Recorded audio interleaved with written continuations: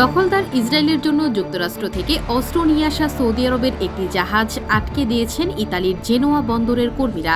গত শুক্রবার 8 আগস্ট বাহারি ইয়ানবু নামে সৌদির এই জাহাজটি জেনোয়া বন্দরে আসে। জাহাজটি জেনোয়া থেকে অস্ত্র বোঝাইয়ের কথা ছিল, যেগুলো আবুধাবিতে নিয়ে যাওয়া হতো। কিন্তু বন্দর কর্মীরা জানতে পারেন এই জাহাজে আগে থেকে অস্ত্র ও গোলাবারুদ ছিল, যেগুলো দখলদার ইসরায়েলে নিয়ে যাওয়া হবে। জাহাজটিতে অনেকটা জোরপূর্বক প্রবেশ করেন বন্দরের 40 কর্মী। তখন তারা ইসরায়েলের জন্য আনা অস্ত্রের খোঁজ পান। ইতালির জেনোয়াতে আসার আগে জাহাজটি যুক্তরাষ্ট্রের মেরিল্যান্ডে গিয়েছিল, সেখান থেকেই এটি এসেছে। জেনোয়ার autonomous collective of port workers and ইউনিয়নের জোসে নিভোই বলেছেন, আমরা যুদ্ধের জন্য কাজ করি না।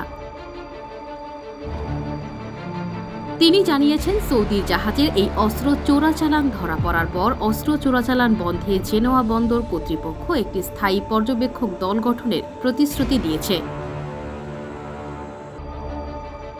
এর আগে 2019 সালে জেনোয়া বন্দরের কর্মীরা একইভাবে অস্ত্রবাহী একটি জাহাজ আটকে দিয়েছিলেন। 2023 সালের 7 অক্টোবর থেকে গাজায় বর্বর গণহত্যা চালাচ্ছে দখলদার ইসরায়েল। দখলদাররা গাজায় যেন বর্বরতা চালাতে আর কোনো অস্ত্র না পায়, সেজন্য ইউরোপের বিভিন্ন দেশের বন্দর কর্মীরা তৎপর হয়েছেন। গত 4 জন ফ্রান্সের ফোর্স মার্সের বন্দর কর্মীরা ইসরায়েলের জন্য বন্দরে আনা অস্ত্রের উপকরণ জাহাজে লোড করতে অস্বীকৃতি জানান। এরপর ওই জাহাজ অস্ত্র উপকরণ বোঝাই না করেই চলে গেছে।